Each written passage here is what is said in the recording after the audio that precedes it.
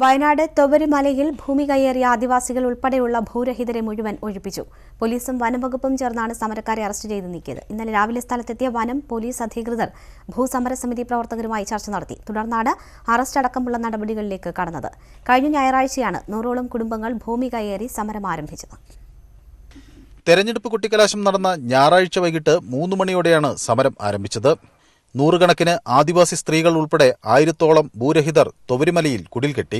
ഇന്ന് രാവിലെ സ്ഥലത്തെത്തിയ വനം, പോലീസ് അധികൃതർ ഭൂസമരസമിതി പ്രവർത്തകരുമായി ചർച്ച നടത്തി. തുടർന്നാണ് അറസ്റ്റടക്കമുള്ള നടപടികളിലേക്ക് കടന്നത്. പിന്നാലെ മുഴുവൻ സമരക്കാരെയും പോലീസും വനം വകുപ്പും ചേർന്ന് അറസ്റ്റ് ചെയ്തു നീക്കി.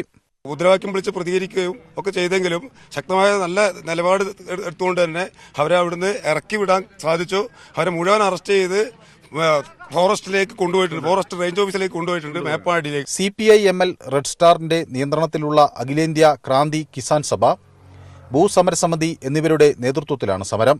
1970-ൽ അച്യുതമേനോൻ സർക്കാരിന്റെ കാലത്ത് HML നിന്ന് പിടിച്ചെടുത്ത 104 ഹെക്ടർ ഭൂമി ഭൂരഹിതർക്ക് വിതരണം ചെയ്യണമെന്നാണ് ആവശ്യം. ഇതിനായി നിയമനിർമ്മാണം നടത്തണമെന്നും ഭൂസമരസമിതി ആവശ്യപ്പെടുന്നു. വയനാട് ജില്ലയിലെ 14 പഞ്ചായത്തുകളിൽ നിന്നുള്ളവരാണ് ഇവിടെ സമരത്തിനായി എത്തിയത്. ആദിവാസികളും ദളിതരും ഭൂരഹിതരും നടത്തുന്ന ഈ സമരം ഇവിടെ അവസാനിച്ചു എന്ന് കരുതാനാവില്ല. നിയമ നടപടികൾ അവസാനിക്കുമ്പോൾ അവർ വീണ്ടും തിരിച്ചെത്തും. രതീഷ് വാസുദേവനും ക്യാമറമാൻ ഷാഫിക്കുമൊപ്പം മനു ഭരത്, News 18 വയനാട്.